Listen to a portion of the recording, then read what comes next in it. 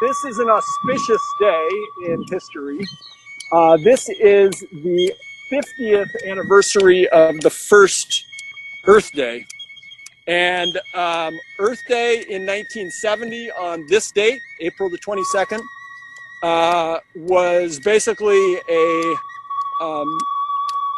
recognition that Earth is fragile, that there are a lot of values to the natural services and the natural conditions that are found on our planet, and that we have to make an explicit effort to try to cultivate, conserve, and otherwise protect some of these valuable natural resources and natural benefits that exist.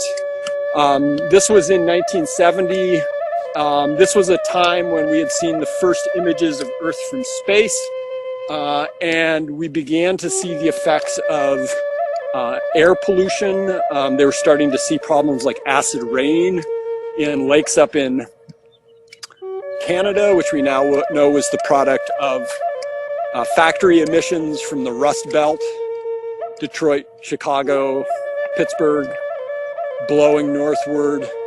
There was a famous story, I think it was the Cuyahoga River in Ohio, that caught on fire in the late 1960s because there were so many oils and chemicals that were being dumped into the rivers.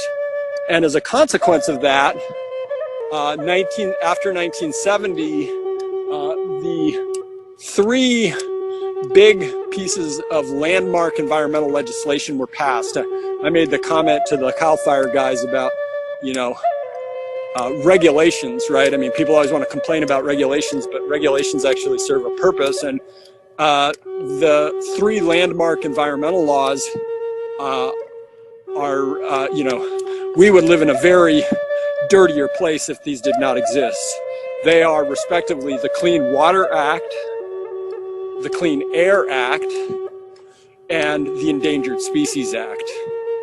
And that trio of laws are still on the books, although there's been some very strong and systematic attempts to dismantle a lot of those laws, especially recently.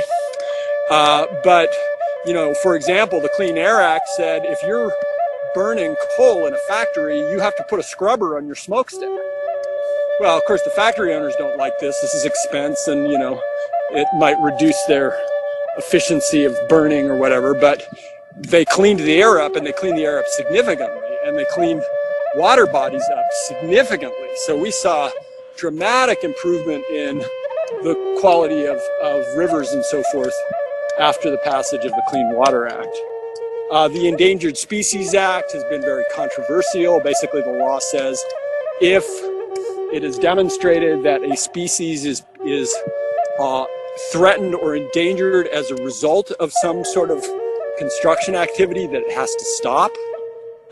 This took a famous turn in California, in Northern California, around a species known as the California spotted owl, or the northern spotted owl.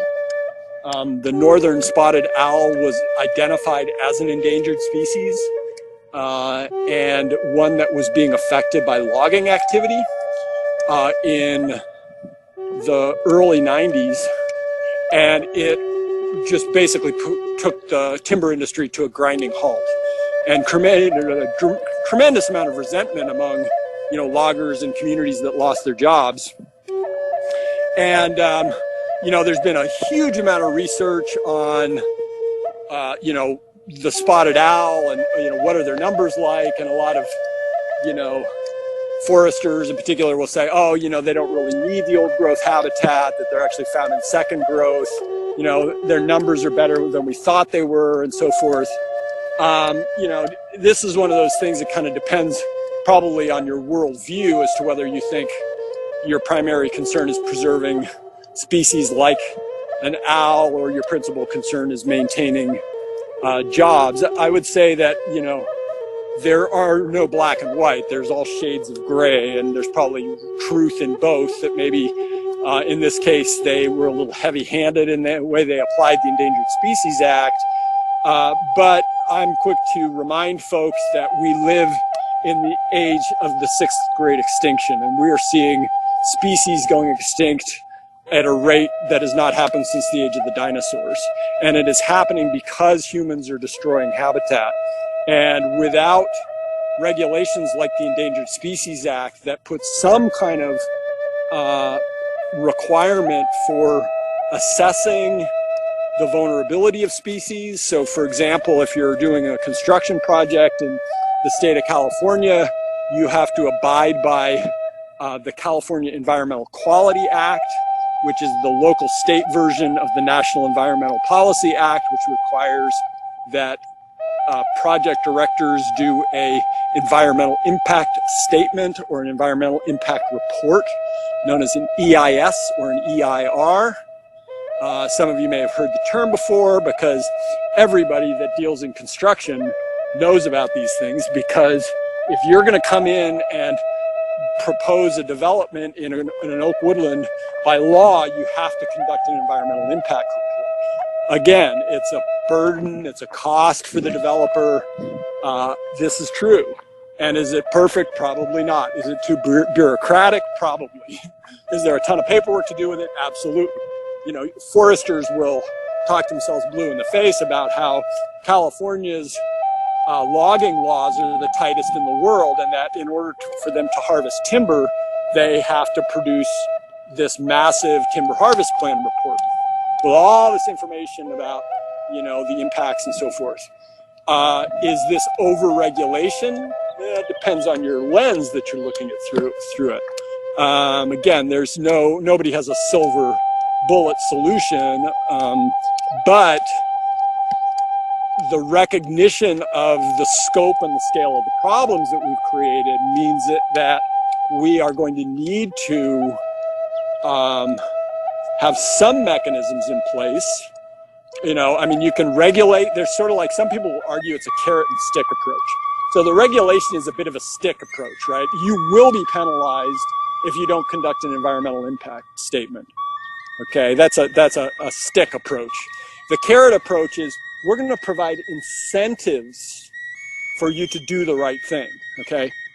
And we do this to some degree in California. So for example, as I approach the property here, our property, we just installed a big solar panel. Well, part of the reason that I finally plunged down and, you know, cobbled together the funds to put solar on our property is that we get a tax break to do so. Actually, in the current environment that we're in, the tax breaks are starting to go away. And so I was motivated in part by the fact that we got a little bit better tax break, right? So that would be a little carrot approach.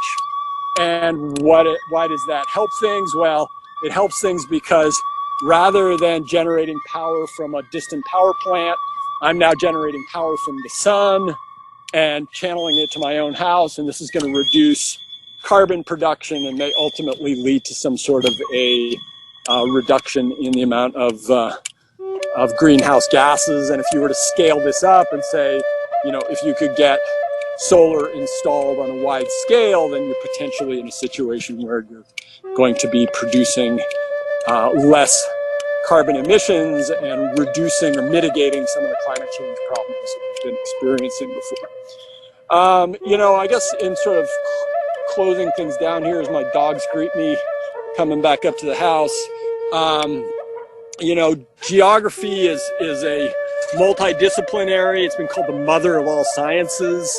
You know, we've covered a huge amount of territory just on this little walk and talking about geology and topography and climate and species interactions and habitats and ecotones and other kinds of, you know, ecosystem concepts.